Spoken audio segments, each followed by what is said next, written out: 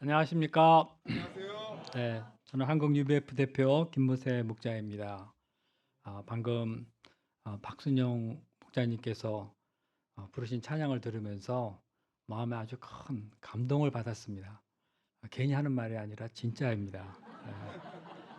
제가 편안한 마음으로 은혜 속에서 말씀을 전할 수 있겠다 이런 생각이 들었습니다. 감사합니다. 제가 여러모로 부족한 점이 참 많은데 이 귀한 수양에 저를 초청해 주셔서 대단히 감사합니다.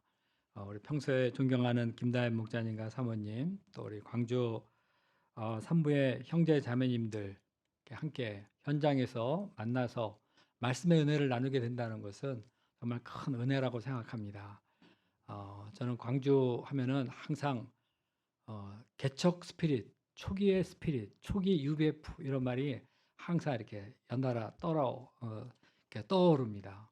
오늘 여기 이곳에 딱 들어오니까 우리 형제 자매님들 찬양하는 소리가 우렁차고 스피릿이 느껴져서 감사했습니다. 그리고 이 시간에 또 우리 그 순천의 조아브람 목자님, 또 진주의 김스테반 목자님, 또 같이 그 개척센터에 목자님들, 형제 자매님들도 줌으로 참석한다고 들었습니다. 어, 감사합니다. 예, 제 부족하지만 말씀을 들으러 또 다시 은혜를 나누러 이렇게 참여해 주신 것을 감사합니다. 어, 헤세드라는 말은 저는 들을 때마다 항상 감사하고 마음이 편합니다. 우리 하나님, 그래, 헤세드 하나님. 그래서 나의 모든 허물과 죄악 부족함을 다 감당해 주시고 도와주시고 일어나 승리하게 하시는 하나님을 늘 생각하는데 마침 수양의 이 주제가 헤세드라 그러니까 더 마음이 편해집니다. 네, 일단 감사합니다. 어, 제가 한국 UBF 대표로서 이곳에 와서 말씀을 전한다. 그러니까 한국 UBF 대표 목자님이 말씀을 전하니까 뭔가 좀 특별한 게 있을 게 아닐까 이런 생각을 혹시 하실지 모르겠어요. 예. 그러나 저는 특별하지 않은 그냥 평범한 한 사람일 뿐입니다. 너무 기대하지 마시고 편안한 마음으로 들으시면 감사하겠습니다. 오늘 제가 전하는 하나님께 가까이 함이라 하는 이 말씀은 제가 한 10여 년 전쯤에 이 말씀에 뭐 우리 흔한 말로 꽂힌다 그러잖아요. 다 꽂히고 이 말씀에 사로잡혀서 지금까지 이어져 오고 있습니다. 저는 이 하나님께 가까이 함이 내게 복이라 하는 이 말씀을 듣기만 하면은 가슴이 설레이고 뭐라 그럴까요? 막 가슴이 막 요동치듯 막 그런 게 제 실제적인 고백입니다. 제가 이 말씀을 로 인해서 항상 하나님의 은혜 속에 들어가게 되고 또 은혜를 구하는 그런 사람이 된 것을 참 감사합니다. 오늘 제가 부족하지만 그동안 생각했던 것들 이런 것을 본문을 따라서 한번 같이 살펴보면서 은혜를 나눠보겠습니다. 자, 오늘 말씀의 제목은 하나님께 가까이 함이 내게 복이라. 다 같이 한번 해볼까요? 자, 시작. 가까이 함이 내게 복이라. 네, 요절은 28절인데요. 다 같이 한번 또 읽어보겠습니다. 자, 시작.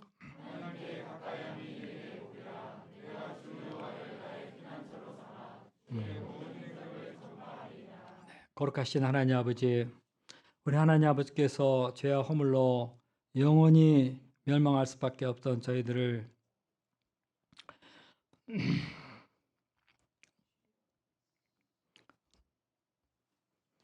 불쌍히 여겨주시고 참 귀한 독생자 예수님을 보내어 주셔서 저희들을 구원하시는 애를 진심으로 감사하고 찬양합니다. 저희가 무엇이간데 독생자의 피로 저희를 구하시고 자녀 삼으셨는지 우리 하나님의 한량없는 은혜를 인하여서 감사합니다. 제가 이 땅에 사는 동안 하나님의 자녀라지만 여전히 부족한 점이 많지만 그러나 신실하게 저희들과 동행하시는 이 하나님의 은혜를 알아갈 수 있도록 도와주시기를 간절히 기도합니다. 저의 삶을 통해서 하나님께서 친히 영광을 받아 주시고 하나님이 그렇게 간절히 원하시는 생명 구원 역사를 적극적으로 간절한 마음으로 잘 섬길 수 있도록 도와주시기를 간절히 기도합니다. 이 시간 부족한 제가 주님 앞에 이렇게 말씀을 들고 섰습니다. 하나님께 가까이 함이 내게 복이라. 하나님 한마디 말씀을 저희 심령에 남겨 주시옵소서. 예수님의 이름으로 기도하였습니다. 아멘. 우리가 보는 성경 중에서 가운데 있는 책이 어떤 책인지 아십니까? 네, 시편과 잠언이죠. 대충 이렇게 성경 여기가 반쯤일 거야 하고 이렇게 확 펼치면 시편 아니면 잠언이 나옵니다.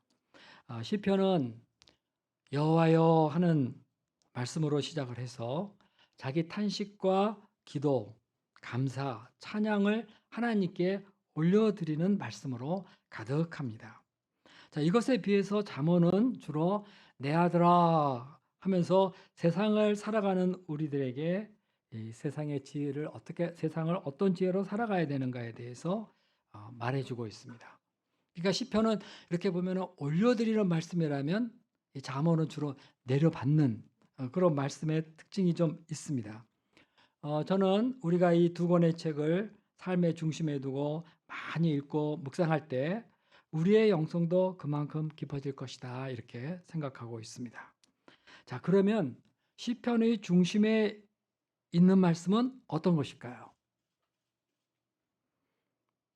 그것이 바로 오늘 우리가 함께 살펴볼 73편입니다. 그런데 이 시편 73편은 다른 시편과는 조금 다른 점이 있습니다. 보통 시편은 여호와여 하면서 하나님을 부르고 이어서 탄식이 많이 나오죠. 그리고 이 하나님은 어떤 분이십니다 하는 신앙 고백이 나오고 그 다음에 그러하오니 하나님 이렇게 저렇게 해주십시오 하는 탄원이 나옵니다.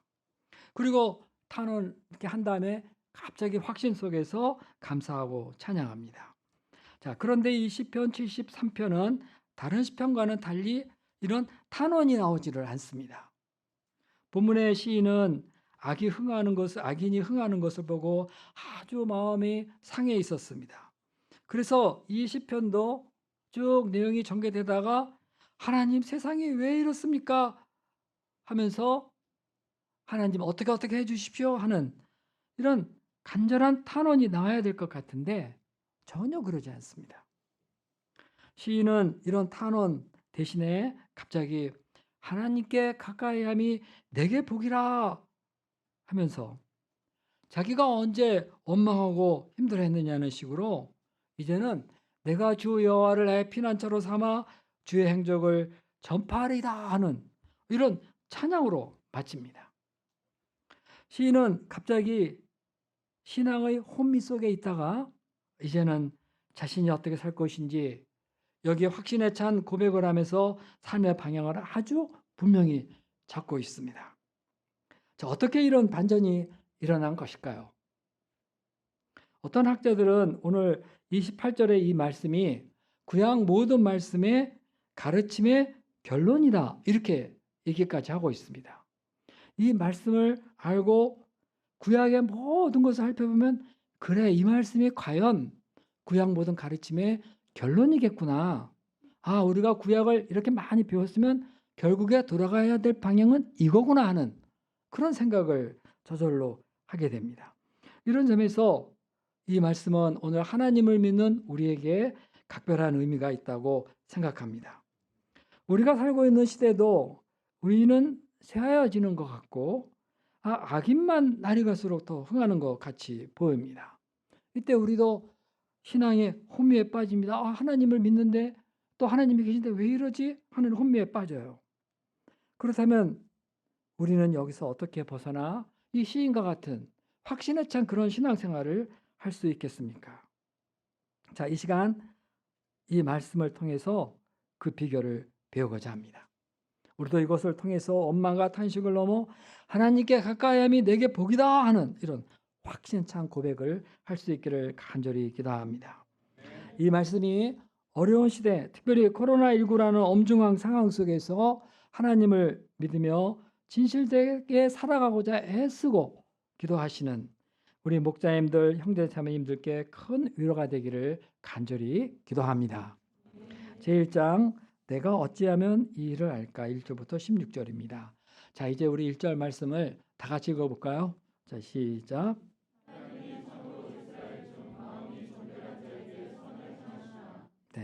여기 1절 말씀은 시인이 평소 마음속 깊이 갖고 있던 하나님께 대한 믿음의 말씀입니다. 우리는 이 말씀을 읽을 때마다 그렇지 하면서 힘차게 아멘 하고 화답을 해야 됩니다. 그렇지 않아요?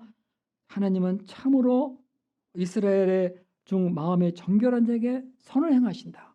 우리 이거 믿고 신앙생활하는 거 아닙니까? 우리는 이 말씀을 인하여서 확신 가운데 주님 앞에 서고 세상과 싸우는 겁니다. 자, 우리 다시 한번 읽어보고 우리도 다 아멘 해봅시다. 선을 행하시나 하면은 좀 아멘이 안 돼요. 행하신다 이렇게 좀 하고 아멘 이렇게 한번 다 같이 해봅시다. 하나님이 자 시작.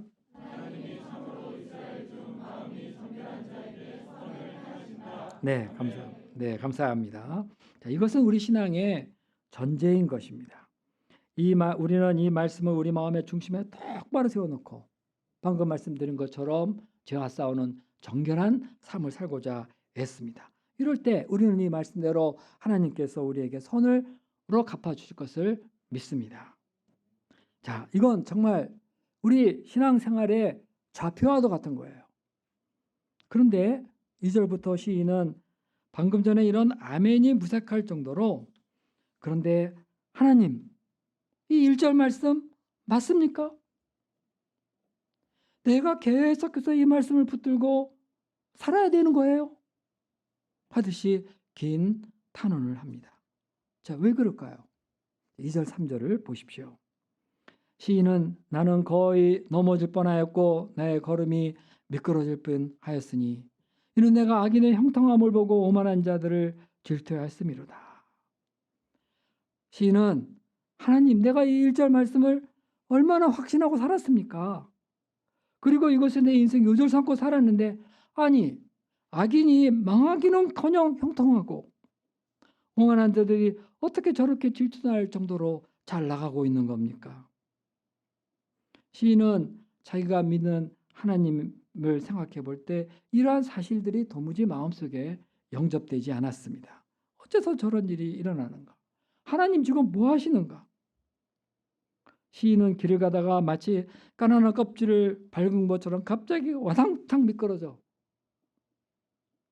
쓰러질 뻔하였습니다. 자, 여기서의 그 형통이라는 말은 히브리어로 샬롬입니다. 우리는 이 말을 평화 이렇게 말을 하지만 이 원래의 뜻은요. 앞뒤가 완벽하게 맞아떨어져서 조금도 부족함이 없는 것을 뜻합니다. 그러니까 악인에게 샬롬이라는 말을 사용할 때 그가 어느 곳에도 조금도 부족함이 없이 잘 살고 있다 이런 뜻이 되는 겁니다. 선언과 공의로우신 하나님이 통치하시는데 이 대명천지에 어째 이렇게 이런 일이 벌어지는 겁니까? 정말 가만히 보니까 악인들은 죽을 때에도 고통이 없어요. 악인이 뭐 세상 살 때는 큰 소리로 뭐 뻥뻥 치고 산다 하더라도 아무리 그 사는 모습이 그럴듯하다 하더라도 죽을 때는 그래도 뭔가 아주 심각하거나 큰 병에 걸려서 몰골도 좀 비참해지고 그리고 막 임종 직전에는 막 공포에 시달리면서 내가 이렇게 사는 게 아니었는데 뭐 지옥이 보이는구나 막 이렇게 그렇게 되어야 되는데 그러면 이제 우리가 좀 그럼 그렇지 이렇게 이제 악은 별 수 없어 이렇게 하면서 좀 위로를 받을 텐데 여기 본문을 보니까 악인의 최후는 그런 게 아니에요. 그들이 죽는 것도 아주 평안하게 잘 죽습니다. 그들은 죽을 때까지 힘이 강건합니다. 4절 후반부를 보세요. 그들은 죽을 때도 강건하대요. 장례식에는 조문객도 많고 무덤도 크고 멋있습니다. 그에게는 사람이 당하는 고난이나 재앙이 없습니다. 이런 악인들이 평소에 어떻게 살았습니까? 자, 6절을 보십시오. 그러므로 교만이 그들의 목걸이요 강포가 그들의 옷이라. 세상에는 이런 사람 많습니다. 정말 많아요. 얼마 전에 한 재벌그룹 총수 부인이 막 지하 회사 직원들에게 막 화분을 내던지고 폭행을 하는 등 그 교만과 강포가 얼마나 심한지 뉴스에 난 적이 있죠. 그 딸은 또 회의하다가 부하 직원에게 물컵을 확 던져버렸대요. 악인들은 자기들이 가지고 있는 권력으로 힘없는 약한 사람들을 얼마나 괴롭히는지 모릅니다. 7절을 보십시오. 그들은 먹고 싶은 대로 사내짐이 세상에 맛있는 건 다 지들이 먹어요. 거기 보면은 얼마나 먹었는지 뭐 한두 번 먹은 게 아니라 살이 쪄 눈이 솟았다. 이거 뭐 그럴 정도까지. 그리고요, 그뿐만이 아닙니다. 그들의 소득은 마음의 소원보다 많다. 이렇게. 즉, 이들은 돈을 벌어도 자기가 계획한 거 예상한 것보다 훨씬 많이 벌어들인다는 거예요. 우리는 어디 조금만 투자하려고 해도 겁나고 뭐 겨우 돈 모아가지고 투자해봤는데 손해보기 십상인데 하나님은 그들을 도와주시는 건지 그들은 항상 대박을 터뜨리면서 여기서도 벌고 저기서도 벌고 뭐 세상 돈을 다 쓸어모으고 있어요. 그리고 이런 악인들은 그 입술에 말도 험해요. 그들은 높은 데 앉아서 거만하게 사람들을 능욕하고 악하게 말한다. 8절에 나와 있죠. 자, 9절을 보면은 그들의 입은 하늘에 두고 그들의 혀는 땅에 두루두루 다니도다. 이렇게 말하고 있는데 이것은 이들이 하나님에 대해서 말을 그냥 막 하고 세상을 두루두루 다니면서 믿음으로 선하게 살고자 하는 사람들을 비웃고 무시하고 욕한다는 겁니다. 야, 하나님을 믿으니 내 주먹을 믿어라. 그리고 뭐 하나님 믿으면 니들 잘 된다고 맨날 그렇게 큰 소리 치더니 뭐 보개그는 아이고 니 꼬라지를 봐라. 그런데 가만히 보니까 믿음이 약한 이스라엘 백성들, 뭐 약한 사람이 있을 거 아니에요. 그래서 지키려고 애쓰는데 믿음이 약해요. 이런 이스라엘 백성들이 이런 사람들이 권세와 말의 유혹에 넘어가서 막 동조를 하는 겁니다. 그러니까 악인들의 악영향에 넘어가는 거죠. 그래 맞아. 나도 신앙생활을 한다고 이렇게 남이 안 하는 곳에 내가 할 필요 있을까? 뭐 실제 남는 게 없잖아. 하면서 그들이 부어주는 죄악의 물을 마시고 범죄에 함께 빠져버립니다. 자, 이것을 두 눈 뜨고 바라봐야 하는 시인의 마음이 어떻겠습니까? 우리 12절 말씀 다 같이 읽어볼까요? 12절. 자, 시작.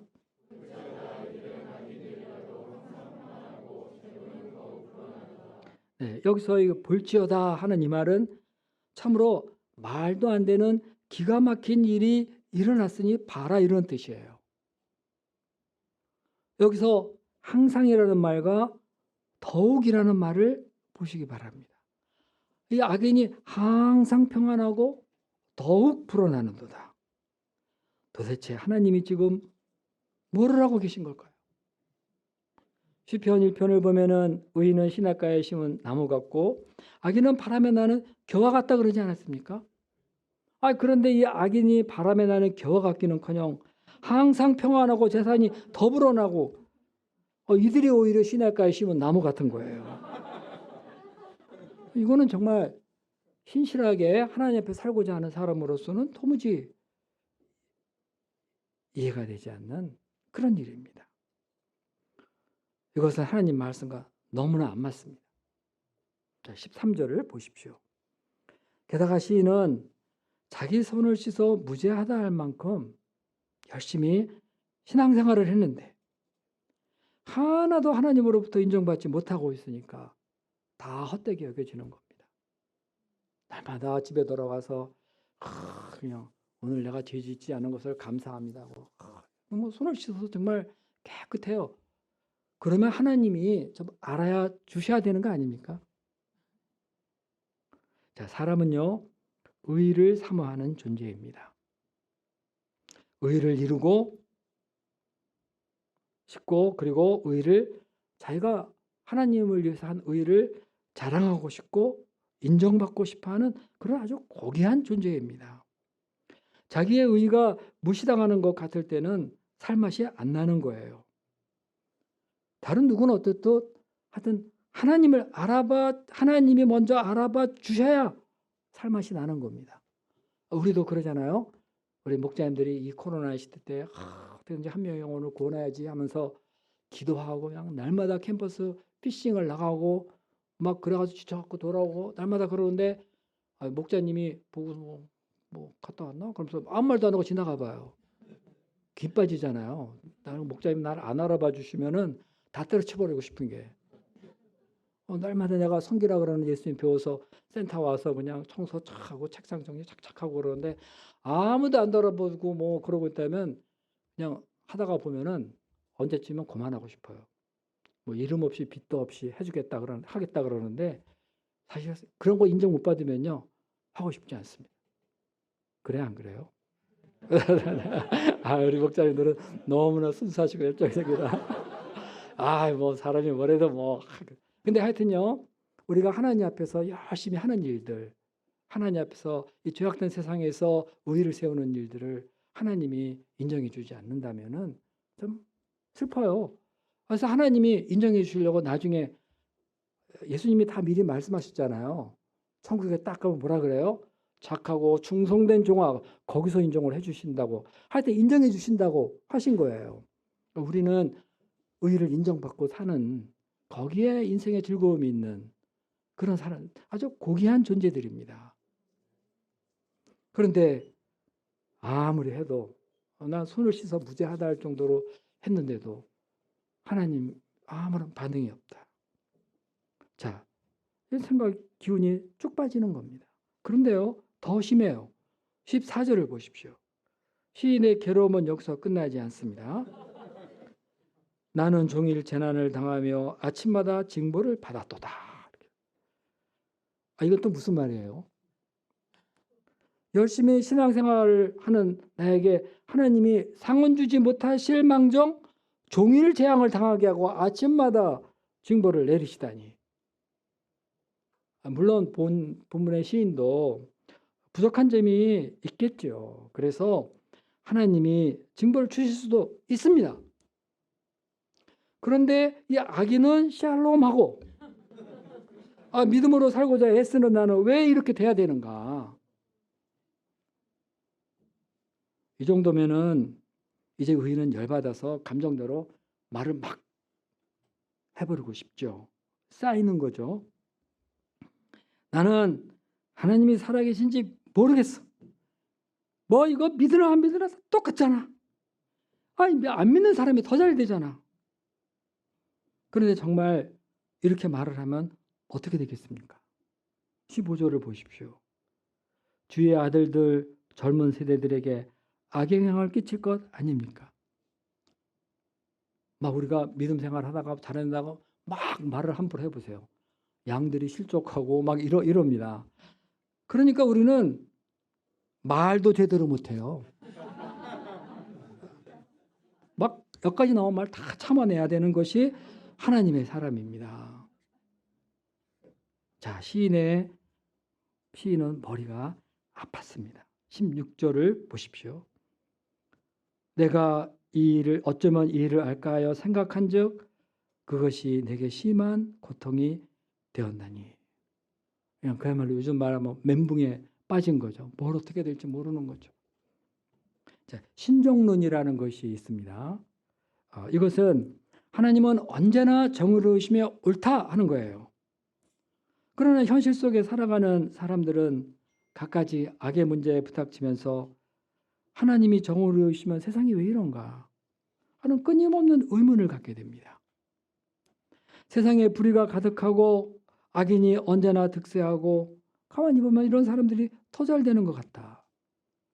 유전무죄, 무전유죄 하는 이런 말이 이 사회에 공연한 진리가 되어서 많은 사람이 억울하다고 얼마나 많은 한탄을 하고 있습니까? 권력 있는 자들의 무자비한 폭력을 보면은 이거에 대해서 어쩔 수 없는 사람은 주여 하면서 탄식하듯 절규를 하고 있습니다. 그런데 하나님은 어때요?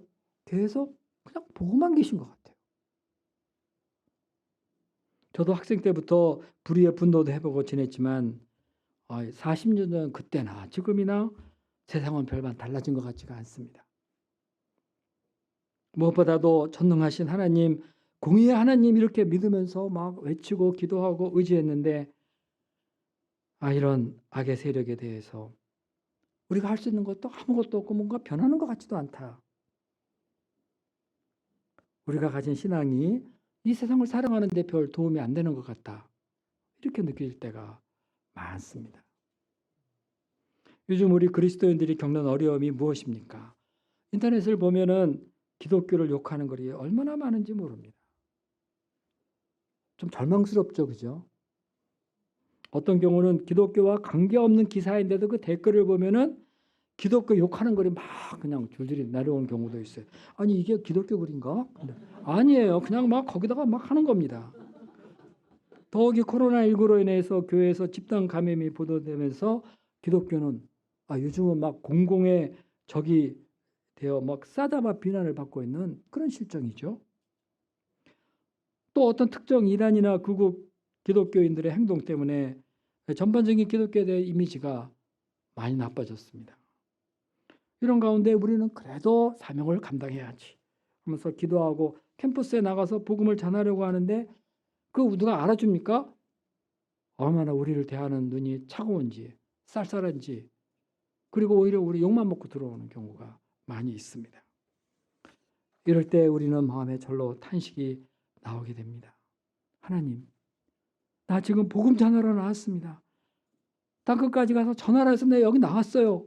그럼 뭐 도와줘야 되는 거 아닙니까? 저 이단 보세요. 저긴 저렇게 사람이 저렇게 많이 늘어나는데 우리는 왜 이래야 되는 거죠? 좀 그러지 않아요? 나 항상 이단이 뭐 어디가 막 몇천 명이 모인다 그럴 때 그냥 한숨이 푹 나와요. 우리도 시인과 같이 하나님은 정결한 자에게 선을 행하신다는 것을 굳게 믿고 살아온 사람들인데 회의가 너무 들어옵니다. 이해 안 됩니다. 막 이해하려고 하니까 머리가 아파요. 이것이 바로 현대를 사는 우리 신앙인들의 고통인 것입니다. 하나님은 나에게 너무 멀리 떨어져 계신 것 같습니다. 자, 이때 그런데 시인이 어디로 갔습니까? 머리 아파하면서 뭐 두통약 사러 약국에 갔습니까? 아니면은 뭐 아무나 그냥 뭐 하면서 중얼중얼 거리면서 머리 식힌다며 멀리 여행을 떠났습니까? 아니면 몰라 그냥 이놈의 세상 될 대로 돼 하면서 그냥 자포자기하고 누워서 유튜브를 봤습니까? 자, 제2장 하나님의 성소에 들어가다 17절부터 28절입니다. 자, 우리 17절 말씀을 다 같이 한번 읽어보겠습니다. 자, 하나님의 성소에 들어갈 때. 자, 시작.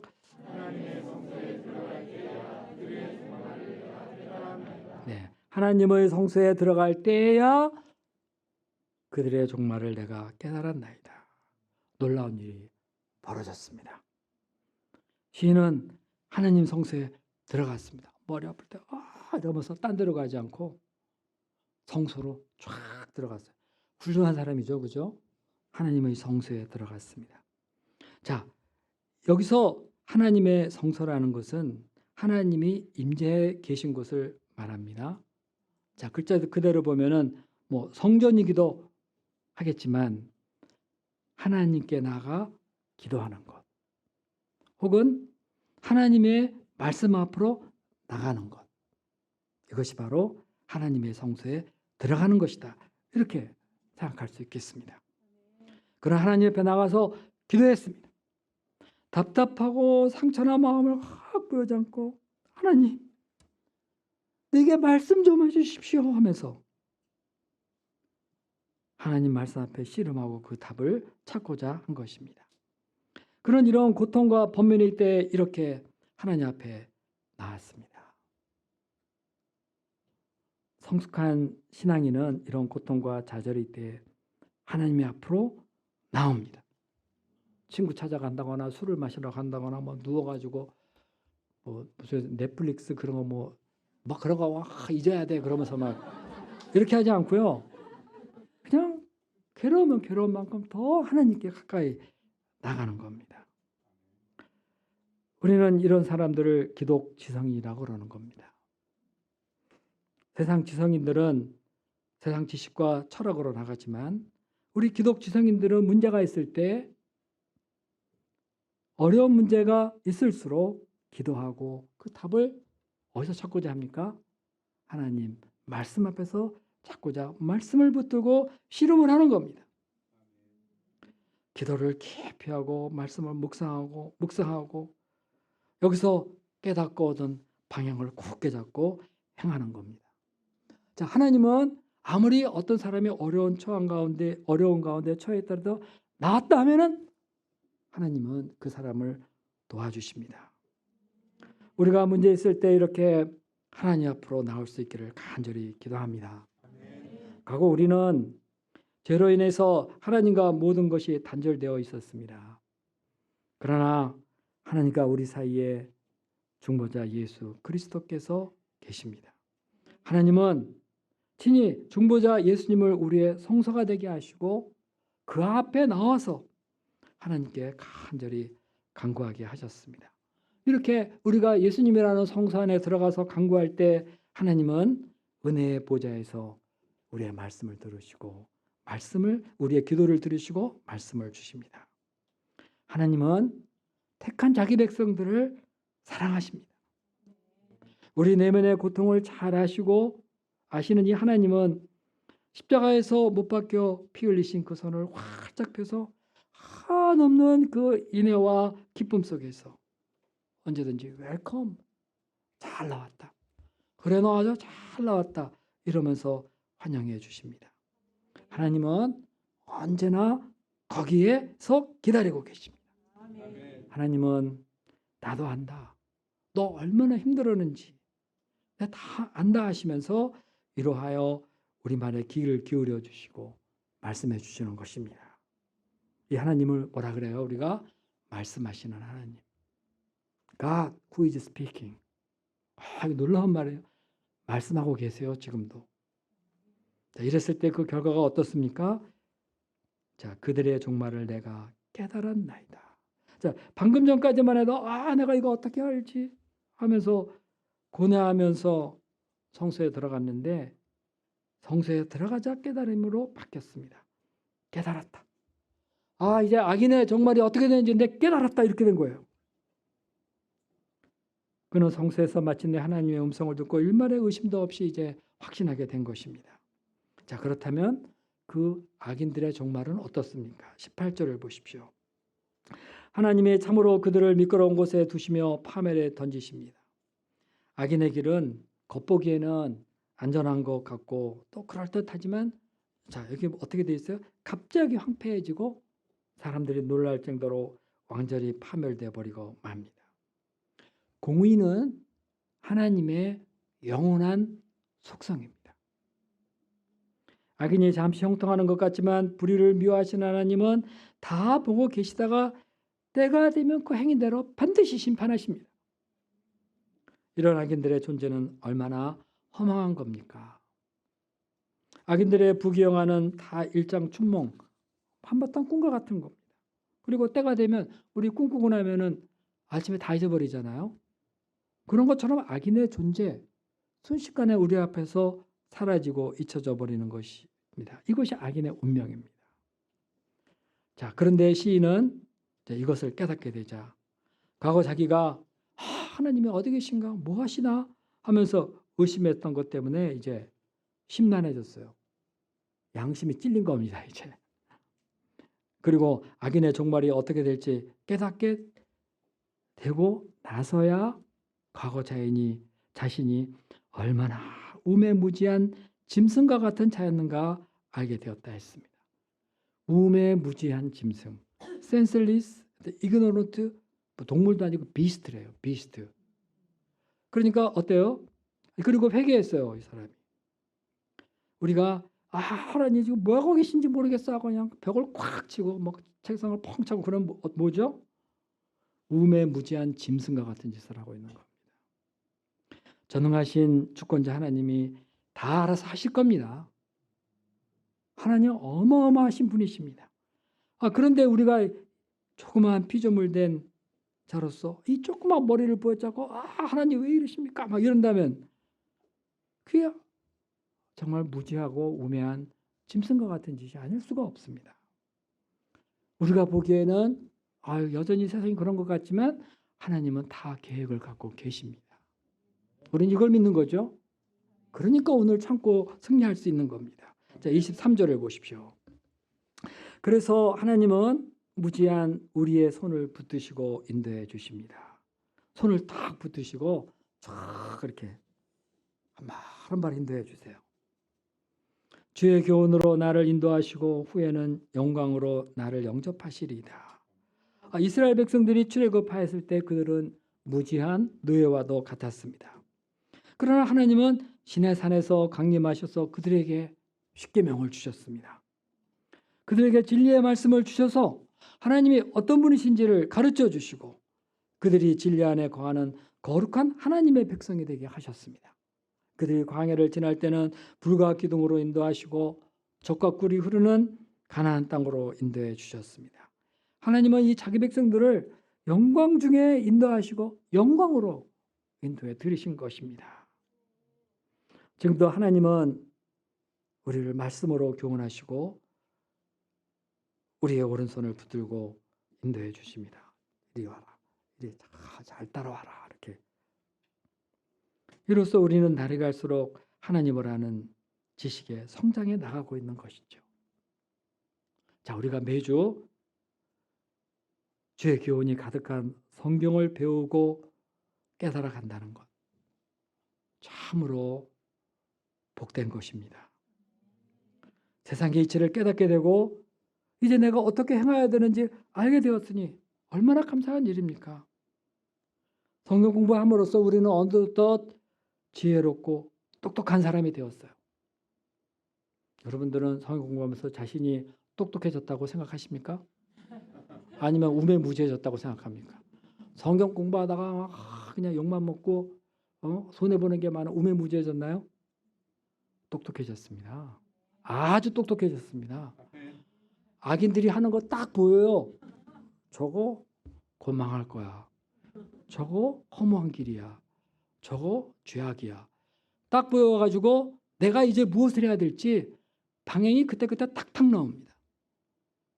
똑똑해진 겁니다. 똑똑하다는 거 뭐 점수 잘 받고 문제 잘 푸는 게 아니라 똑똑하다.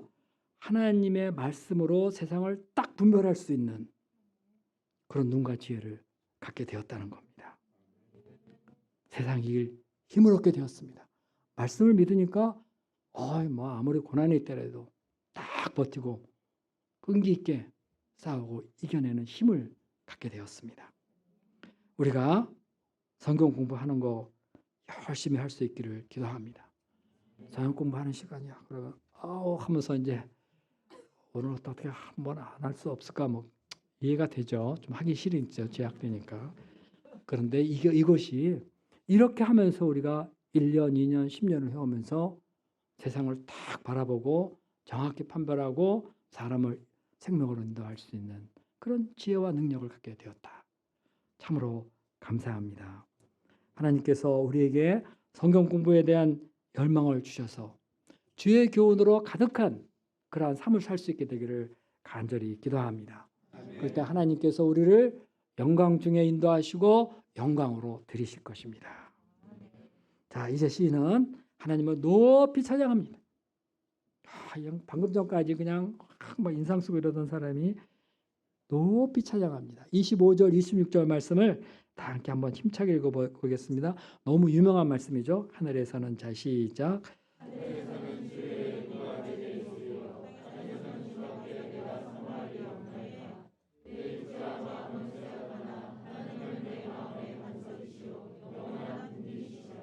네, 저도 한번 읽어보겠습니다. 하늘에서는 주의 누가 내게 있으리요? 땅에서는 주밖에 내가 사모할 리가 없나이다. 내 육체와 마음은 쇠약하나 하나님은 내 마음의 반석이시요 영원한 분기시니라. 광활한 우주와 우리 눈에 보이는 온 세상을 볼 때 전능하신 우리 창조주 하나님, 주권자 하나님 외에 우리가 사모할 자가 누가 있겠습니까? 만물을 그 뜻대로 섭리하시고 주관하시며 온 세상을 자비와 공의로 통치하시고 이끌어 가시는 이 하나님밖에 우리가 사모할 리가 누가 있겠습니까? 세월이 가면 우리의 육체도 마음도 쇠약해지지만 우리 하나님은 마음의 반석이시오 영원한 분깃이 되어주십니다. 자, 27절 보면요. 무릇 주를 멀리하는 자는 망하리니. 막 죄를 짓고 즐기고 이렇게 하면서 하나님을 멀리하는 자 망한다. 음녀같이 주를 떠난 자는 주께서 다 멸하셨나이다. 자, 이것을 생각해 본다면 지금 악인이 어떻게 형통하든 문제될 것이 하나도 없습니다. 하나님이 모든 것을 다 알아서 착착 완벽하게 처리해 나가시는데, 그리고 스스로 영광을 받으실 것이기 때문에 염려할 것 없습니다. 시인은 이런 신앙의 혼미에서 벗어나 다시 믿음 위에 굳게 세워집니다. 신앙이라는 건 정의라는 게 있어요. 정의, 똑바로 쓰는 거, 일절 같은 거죠. 그런데 그걸 세워놓고 막 하다 보면은 이게 맞아 하면서 혼미가 들어오는 거죠. 이게 맞는 거야? 뭐 하나님 제대로 믿는 거야? 막 이렇게 하다가 다시 그 관을 꺼내면 다시 제 정의가 일어납니다. 지금 그것이 일어났어요. 28절 말씀을 우리 다 같이 읽어보겠습니다. 28절. 자, 시작.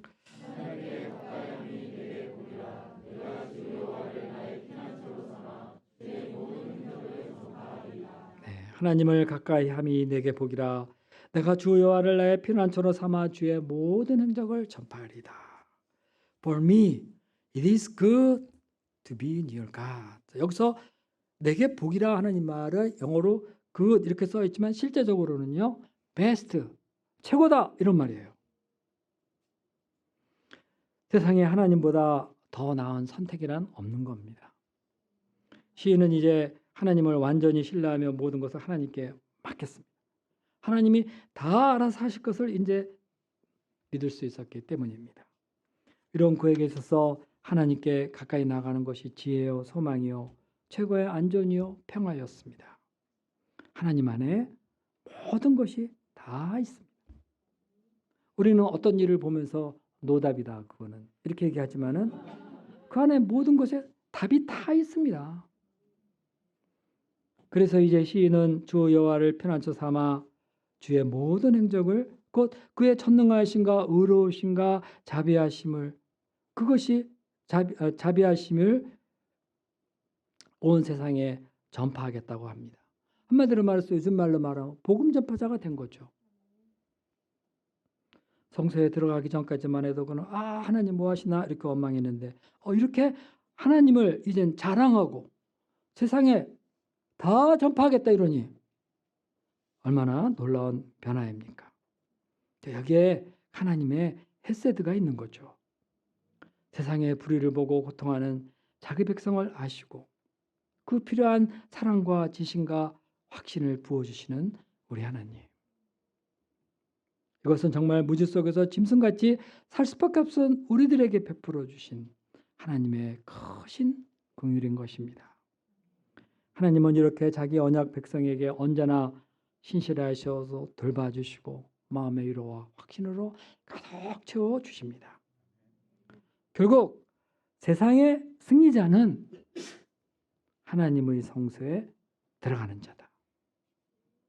하나님께 가까이 나가 그 음성을 듣는 자다. 우리가 이것을 알 수 있습니다. 자, 우리 역시 이 본문의 시인과 같이 하나님께 가까이 함으로 복된 삶을 살 수 있기를 기도합니다.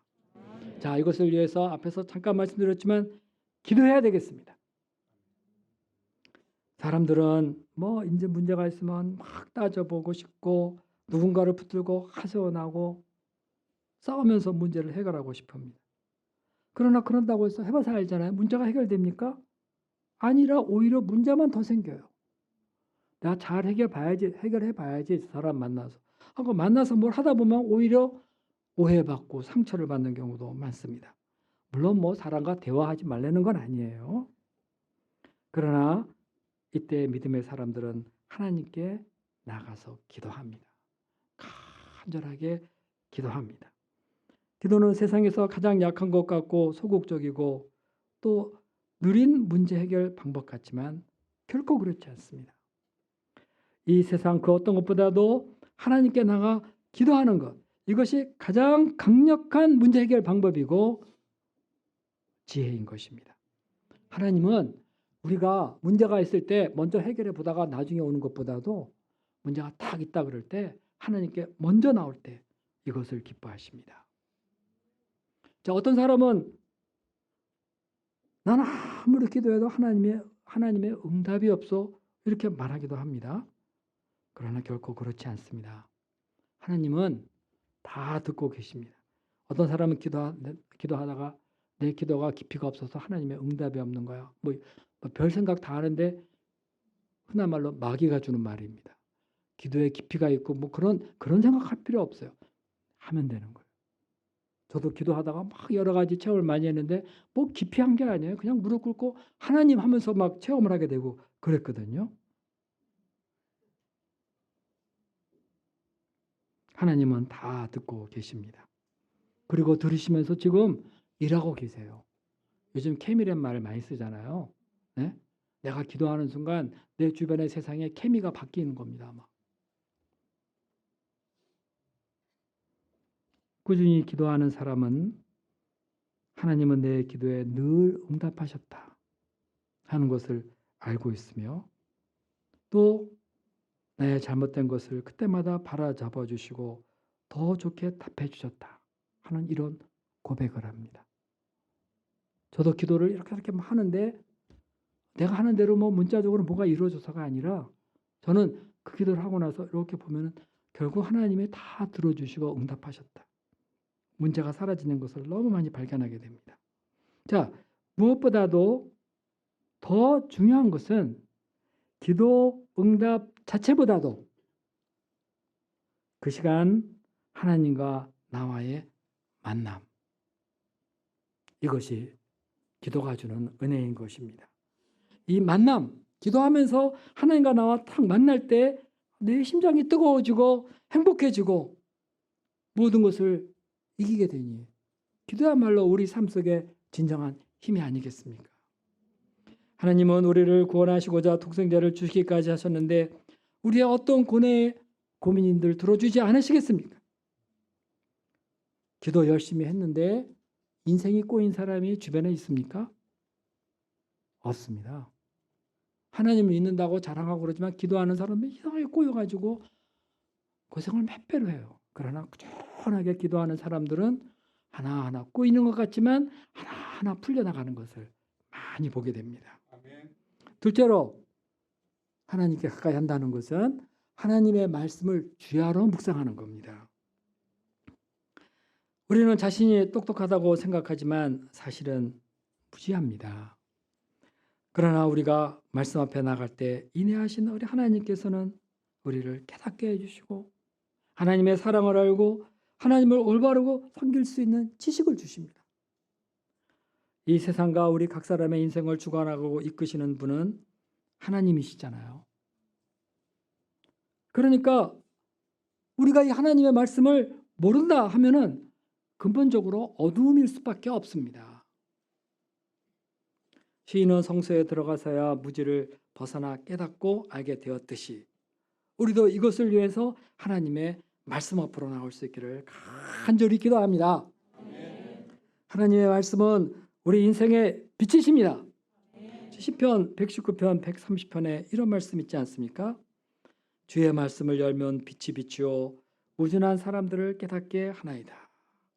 저는 성경을 이렇게 갖고 있는데 성경을 쫙 피면은 그때마다 빛이 확 나올 것 같은 그런 환상을 가지고 있어요. 네, 실제적으로 주의 말씀을 열면 빛이 비추어서 우리 마음속의 어둠을 다 물러가게 하시고 세상에 다 모든 것이 요괴고구나 하면서 깨닫게 해주는 겁니다. 주의 말씀은 내 발의 등이요 내 길의 빛이니이다. 119편 105절이죠. 어두운 길을 갈 때 손에 등불을 들고 가는 사람은 앞을 다 보이니까 걱정할 것이 하나도 없습니다. 자, 인생에는 원래 어둠이라는 것이 있는 게 아닙니다. 뭐가 문제인 거죠? 네, 빛이 없는 거. 네. 하나님의 말씀을 멀리하고 있는 거. 빛 대신 말씀을 멀리하고 있으니까 어둡고 갑갑하고 막 이렇게 되는 거죠. 세상의 어떤 책보다도 그 누구의 말보다도 스마트폰, 유튜브보다도 말씀 앞으로 나가는 것. 어쨌든 막 하던 성경 들고 말씀 앞으로 나가 읽고 밑줄 치고 묵상하는 것. 이것이 하나님께 가까이 나가는 것입니다. 성경을 읽고 또 읽고 또 읽고 또 읽고 그러면 깨닫게 됩니다. 하나님은 말씀해 주십니다. 우리 UBF의 모토 중에 가장 중요한 것 중에 하나가 백투더 바이블이죠. 성경으로 돌아가라. 막 말 이것저것 막 따지고 그러고 세상 보고 막 이러기보다도 성경으로 돌아가라. 또 이것은 종교 개혁 신앙의 계승이고 또 우리 모임 설립자이신 이사멜 선교사님의 유언입니다. 자, 셋째로 하나님께 가까이 한다 하는 것은 그 말씀을 믿어 순종하는 겁니다. 자, 뭐 하는 거라고요? 네, 순종하는 거. 주의 말씀을 순종하며 지킨다는 것은 자기 부인이 따르기 때문에 생각같이 쉬운 일은 아닙니다. 그러나 우리가 주의 말씀에 순종하지 않으면서 나 하나님께 가까이 있다.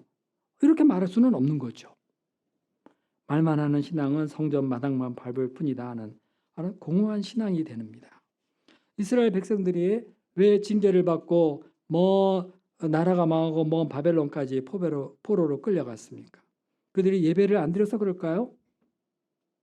아닙니다. 그들은 예배 때 아주 1등품을 가지고 아주 화려하고 멋있게 그냥 율법에서 나온 대로 최상품으로 다 드렸어요. 그러나 그들은 문제가 하나 있어요. 하나님 뭐라고 지적했냐면 왜 내가 한 말대로 하지 않느냐 이거죠. 과부와 가난한 자, 고와 나그네 돌보라는 그 말씀을 다 잊어버리고 가옥에 가옥을 연하고 토지에 토지를 연하여 이런 말은 집이 있는데 또 사고 집이 있는데 또 사고 땅이 이렇게 있는데 또 땅을 어떻게 사서 그냥 요즘 말로 말하면은 부동산 투기를 하면서 힘없는 사람들 것을 빼앗고 무자비하게 살았다는 겁니다. 이런 그들은 끝내 비참한 최후를 맞으면서 망해버렸습니다. 자, 하나님께 가까이 하는 사람은 그의 계명을 지키고 살아갑니다. 하나님께 가까이 한다 하는 것은 관념이나 이론이나 형식이 아닙니다. 그것은 그의 말씀에 순종하여 실천하는 겁니다. 자, 야고보서에 이런 말씀이 있습니다. 하나님을 가까이 하라. 그리하면 너희를 가까이 하시리라. 저는 대학에 들어와서 유신 반대 데모를 하다가 제적이 되었습니다. 군대 강제 입영을 3번 당했어요. 나처럼 3번 당한 사람이 있을까? 저는 들어가서도 신청원서 받을 때 병역 면제 판정인 병종 이거를 2번 받았어요. 병종 했으면 더 이상 안 나와야 되는데 그 이후로 2번이나 계속 나왔어요. 아마 제 병적 기록 카드를 보면은 세상에 이런 병적 카드가 있을까? 아마 그럴 것 같아요. 아마 세상에 나타날 것 같다는 생각이 듭니다. 딴 데는 모르겠어요. 하여튼 이런 기가 막힌 일이 있었어요. 그리고 제대 후에 이제 어떻게 살아야 되는가. 내 인생의 앞날이 막막하고 모든 것이 너무나 허무했습니다. 풀 수 없는 죽음의 문제, 또 무엇을 위해 살아야 하는가에 관한 이 삶의 의미의 문제, 이것이 나를 너무나 괴롭혔어요. 그러던 중 1979년 10월 11.6 사건으로 유신 정권이 무너지면서 저는 그 이듬해 1980년에 대학을 복학하게 되었습니다. 이때 하나님은 저를 정말 한없이 불쌍히 여주셨습니다. 저도 정말 누가 나한테 예수님 믿으라고 전도하려고 그러면 재수없는 놈이 또 하나 왔구나. 이렇게 생각하던 사람이었어요. 근데 하나님은 이런 저를 불쌍히 여기시고 또 불쌍히 여기주셔서 UBF로 인도해 주셨습니다.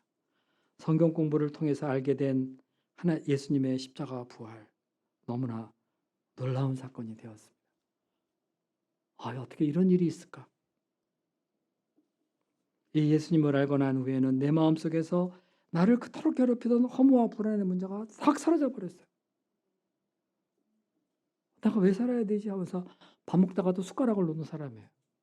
왜 먹어야 되지?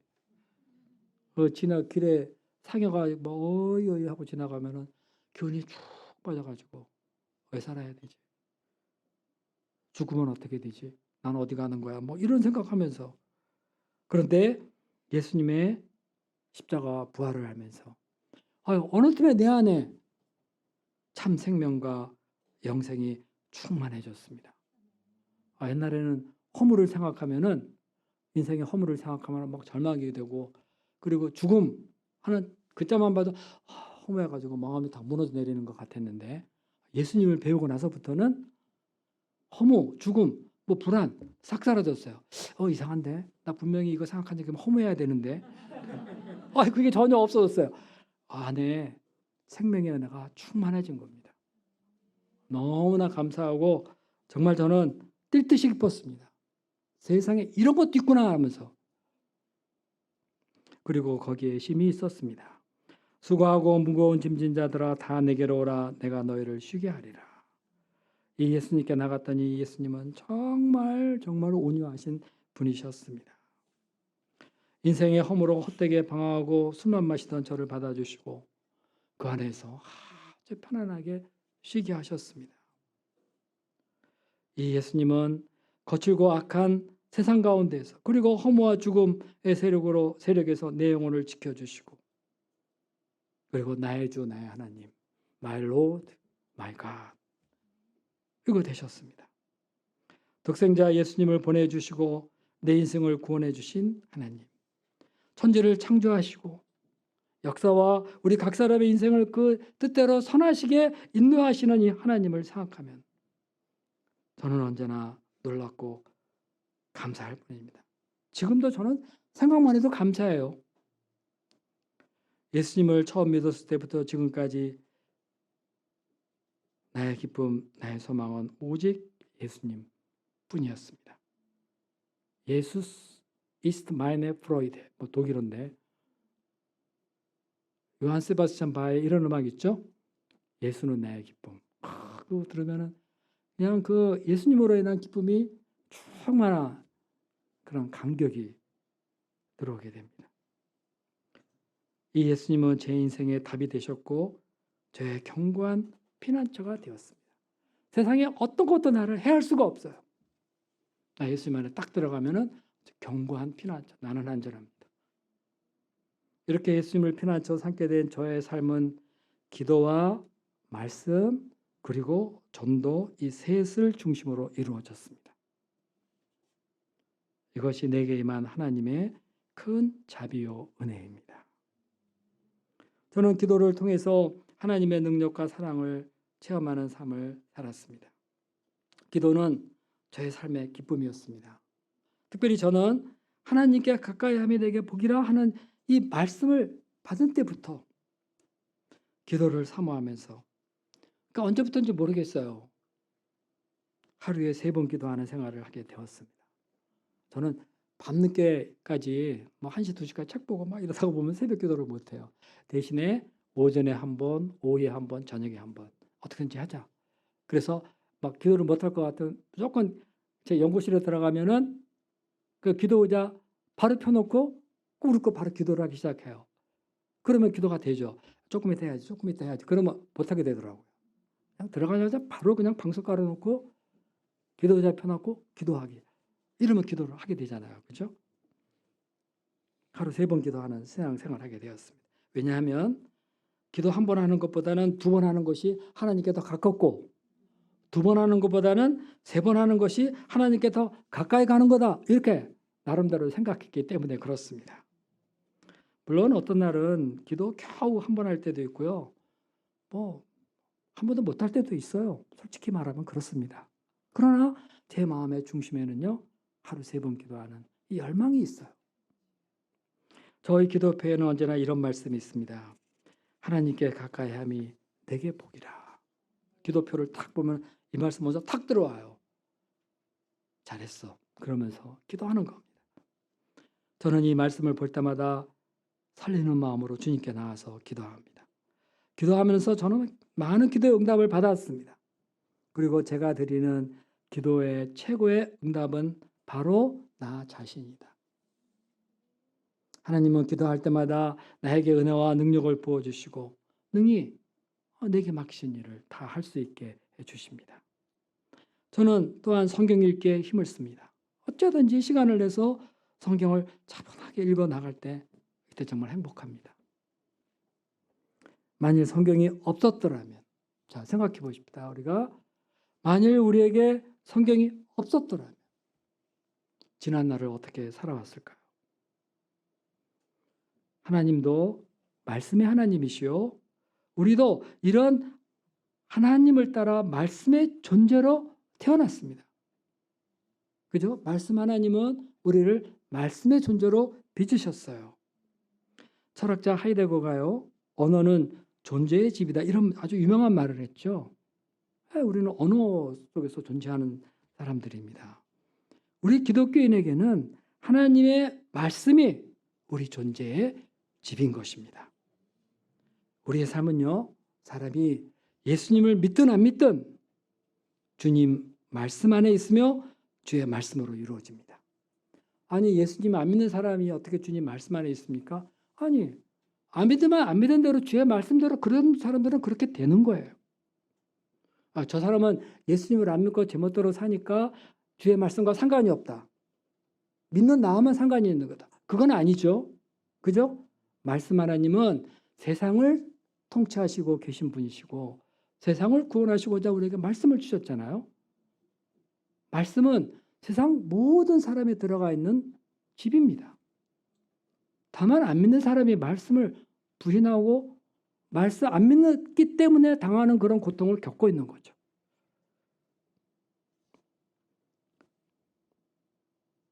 저는 최근 이사야, 예레미야, 에스겔서를 자세히 공부하면서 이 시대를 향한 하나님의 말씀을 알고 간절히 기도하게 되었습니다.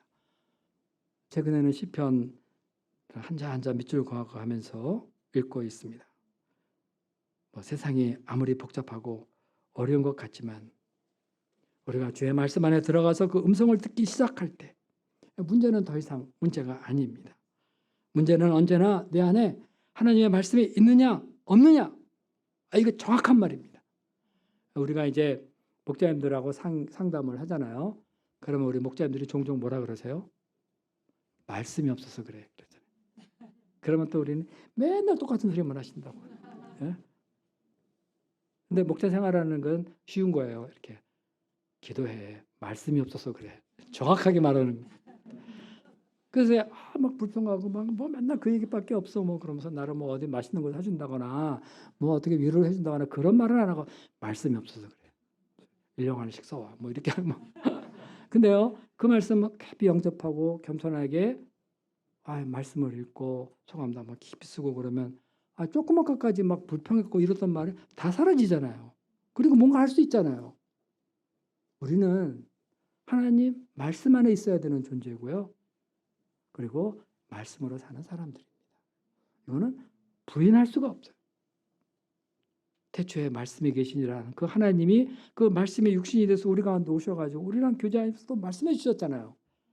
말씀이 우리 인생을 풀어가는 열쇠입니다. 자, 네덜란드의 수상이었고 유명한 신학자였던 아브라함 카이퍼의 인생 요절이 바로 이 말씀이었습니다. 하나님께 가까이함이 내게 복이라. 그런 이 말씀의 감동에 사로잡혀서 이 네덜란드 이 나라를, 당시 자유주의 사상이 막 들어와가지고 나라를 막 흔들고 교회를 막 흔들고 그런 때 이 말씀을 탁 붙들고 나라와 교회를 개혁하면서 하나님이 굳게 세우는 아주 큰 일을 했습니다. 이분은 이거 말씀 중심이 돼야 된다 해가지고 그 네덜란드의 그 자유대학교, 프라이 대학 이거를 딱 세웠어요. 그래서 우리나라에도 얼마나 많은 사람이 그 대학 들어가가지고 개혁주의 신앙 이거를 배우고 돌아올지 몰라요. 그 영향력이 세계 곳곳에 엄청납니다. 저도 이 말씀에 사로잡혀 마음에 큰 격동을 받고 무시로 벌떡 일어나서 주님 앞에 나가 무릎 꿇고 기도하게 되어서 정말 감사합니다. 제가 아주 지금 말하니까 대단하게 하는 것 같지만 꼭 그런 건 아니에요. 그냥 하여튼 그렇다는 겁니다. 그냥. 네. 이 말씀 때문에 저는요 무시로 하나님으로부터 위로를 받고 힘을 얻고 기도하고자 애쓰고 그렇습니다. 저는 작년 UBF 대표가 되었는데 지금도 변함없이 하나님께 가까이 함이 내게 복이라 하는 이 말씀을 따라서 하나님 역사를 섬기고자 합니다. 일을 하다 보면은 어려운 문제들이 있기 마련입니다. 그러나 하나님의 일 아니니까, 그죠? 내 머리를 풀어갈 문제가 아니라 하나님께 나가 기도하면서 말씀을 묵상하면서 풀어가면 이 하나님의 일이 되는 거고, 하나님이 이렇게 저렇게 섭리하고 인도해 주시는 거 아닙니까? 하나님께 가까이 함이 내게 복이라. 이로써 우리 모임을 섬길 만한 지혜와 은혜와 능력을 던집습니다. 지금도 성경이 말하고자 하는 것이 무엇인가? 되풀이 읽고 정리해 나갈 때, 자, 앞에 제가 잠깐 말씀드렸잖아요. 이것이 구약 모든 가르침의 결론이다. 그죠? 아무리 성경을 읽고 생각해 봐도 딱 한마디 결론을 내자면은 하나님께 가까이 함이 내게 복이라. 내가 주 여호와를 피난처로 삼아 그의 행적을 전파하리이다. 이거 결론이에요. 그러므로 우리가 이제 할 일이란 힘써 하나님을 가까이 하면서 하나님을 피난처 삼고 주의 모든 행적을 전파하는 겁니다. 독생자를 보내시고 우리의 구원의 길을 활짝 열어놓으신 이 하나님의 인해, 예수님도 우리에게 땅끝까지 가서 복음을 전하라 이렇게 말씀하셨습니다. 이것이 우리가 하나님의 사람으로서 세상에게 줄 수 있는 최고의 선물입니다. 세상에 무엇을 주고 싶으십니까? 훌륭한 건축자, 경제학자가 돼서 할 일이 많죠, 그죠? 기여할 일도 많습니다. 다 좋은 일이에요. 최고의 선물은 복음을 주는 겁니다. 자, 우리 UBF가 무엇입니까? 말씀을 공부하고 합심 기도하고 형제끼리 서로 뜨겁게 사랑하고 캠퍼스 미션, 제자양성, 세계 선교 얼마나 분명합니까? 여러분, 광주의 3부 제자 수행에서 모든 리더들이 초청장을 이렇게 보니까 각 사람이 새로운 양 한 사람을 초청하자 하는 이런 기도 제목이 있더라고요. 그래서 야, 지금 코로나 시대에도 이런 기도 제목을 하네. 그래서 야, 우리도 그랬었어요. 근데 코로나 있고 나서 이런 거 없어졌어요. 대체적으로 중심을 잘 지키자 뭐 이런 쪽으로. 근데 한 사람씩 데리고 오자. 이 코로나 때에도 그 스피릿과 열정이 식지 않는 광주 3부를 보고 놀라고 또 한편으로는 감사했습니다. 이런 믿음의 투쟁이 바로 하나님께 가까이 하는 것이고 하나님의 행적, 하나님이 우리를 위해서 하신 것, 이거를 전파하는 것입니다. 하나님께서 코로나19 상황 속에서 어쩌든지 모여서 캠퍼스 말씀 역사를 이루고 계신 광주 3부의 목자님들, 또 순천, 또 전주의 목자님들, 형제 자매님들과 함께 하시고 충만한 생명의 역사 이루어 주시길 간절히 기도합니다. 어떤 어려운 상황 속에서도 하나님께 가까이 내게 복이라 하는 이 말씀을 굳게 붙들고 합심하여 기도해 나갈 때 우리가 온 세상을 능히 먹일 수 있으리라 확신하고 감사합니다. 기도하겠습니다. 거룩하시고 은혜로우신 하나님 아버지, 제약되고 참 어두운 시대 속에서 또 혼란스러운 이런 세상 속에서 저희를 하나님 아버지께서 특별히 구별하여 주셔서 한없는 헤세드의 사랑, 인애와 긍휼로 저희들을 어려움 속에서 고통 속에서 건져내시고 하나님의 사람으로 굳게 세우시는 것을 감사합니다. 오늘 특별히 하나님께 가까이 함이 내게 복이라 이 한마디 말씀으로 같이 말씀의 은혜를 나누었습니다. 우리 각 사람의 심령 가운데 하나님께 가까이 함이 내게 복이라 하는 이 한마디 말씀으로 하나님 아버지께서 뜨겁게 역사해 주시고 이 말씀으로 말미암아 우리가 격동을 받고 더 열심히 기도하고자 하고 더 열심히 말씀을 붙들고 주의 행적을 전파하는 사람들이 되게 도와주시옵소서. 이것에 참 생명의 은혜의 말씀에 내가 충만하게 되기를 간절히 기도합니다. 예수님의 이름으로 기도했습니다. 아멘.